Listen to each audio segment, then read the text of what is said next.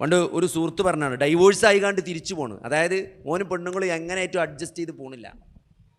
അവസാനം ഇത് രണ്ടാകാൻ തീരുമാനിച്ച് പെണ്ണുങ്ങളെ പെരീക്ക് ചർച്ചയ്ക്ക് പോയി.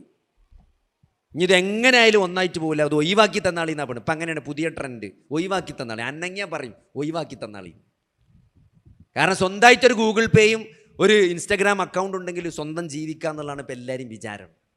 ഒരു ചെറിയ വരുമാനം, ഒരു ഗൂഗിൾ പേ അക്കൗണ്ട് ഉണ്ടെങ്കിൽ, ഇൻസ്റ്റഗ്രാമിലൊരു അക്കൗണ്ട് ഉണ്ടെങ്കിൽ എന്ത് ചെയ്യുക, ഇനിയിപ്പോൾ ആരും ആവശ്യമല്ല, അതുകൊണ്ട് ഒഴിവാക്കി തന്നാളി.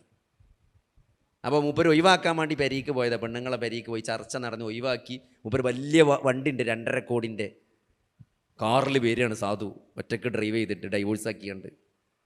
അപ്പോൾ അങ്ങാടിയൂടെ അങ്ങനെ വരുമ്പോണ്ട് പീഡിയക്കൊലായ്മ അങ്ങനെ അണ്ണാച്ചികൾ കെട്ടിപ്പിടിച്ച് കിടക്കണം, ആണുങ്ങളും പെണ്ണുങ്ങളൊക്കെ.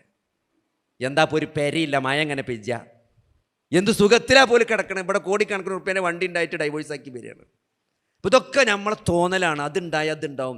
സുഖം എന്ന് പറഞ്ഞ സാധനം ഉണ്ടല്ലോ, അത് കായ്യോണ്ട് ഒന്നുകൊണ്ട് കിട്ടൂല. അത് പടച്ചോൻ തരുന്നെ വേണം, അത് പടച്ചോൻ തരുന്നെ വേണം.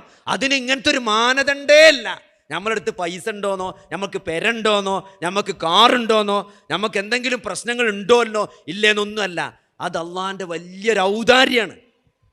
അത് കിട്ടണമെങ്കിൽ എന്താ പറയുക, അങ്ങനത്തെ ഒരു മാനസികാവസ്ഥയിൽ നമുക്ക് ജീവിക്കാൻ പറ്റും.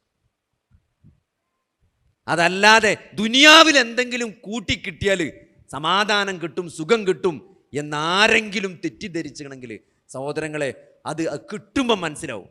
അതങ്ങനെയാണ്. അത് കിട്ടാതെ ഇങ്ങനെ നിൽക്കുമ്പോൾ തോന്നും ഇത് കിട്ടിയാൽ ശരിയാവും, കിട്ടിയാൽ മനസ്സിലാവും ഇത് ശരിയാവില്ല എന്നുള്ളത്. അപ്പോൾ അതിന് കുറേ വൈകിട്ടുണ്ടാവും. അപ്പോൾ അള്ളി റസൂല് എന്ത് പഠിപ്പിച്ചോ അവിടെ നിൽക്കുക. കാരണം നമ്മളെ പടച്ചത് പടച്ചോനാണ്, ഈ സോഫ്റ്റ്വെയർ ഉണ്ടാക്കിയത് പടച്ചോനാണ്, ഇതിൻ്റെ ഹാർഡ്വെയർ ഡിസൈൻ ചെയ്തത് പടച്ചോനാണ്. നമ്മളെങ്ങനെ ചിന്തിക്കും എന്നറിയണ പടച്ചോനാണ് നമുക്ക് മാർഗദർശനം നൽകിയത്. അതുകൊണ്ട് ഒരു സ്വർണത്തിൻ്റെ മല കിട്ടിയാൽ ആദമിൻ്റെ മകൻ ചോദിക്കുക അടുത്ത മല ഉടേണെന്നാണ്. അടുത്ത മല ഉടേന്നാ ചോദിക്കുക. മണ്ണുകൊണ്ടല്ലാതെ ഓൻ്റെ തൊള്ള നിറയില്ല എന്നാണ്. നിറയില്ല സഹോദരങ്ങൾ. അതുകൊണ്ട് നമ്മൾ ഉള്ളതിൽ സംതൃപ്തിയായിട്ട് ജീവിക്കാൻ ശ്രമിക്കുക. അപ്പോൾ സമാധാനം കിട്ടും.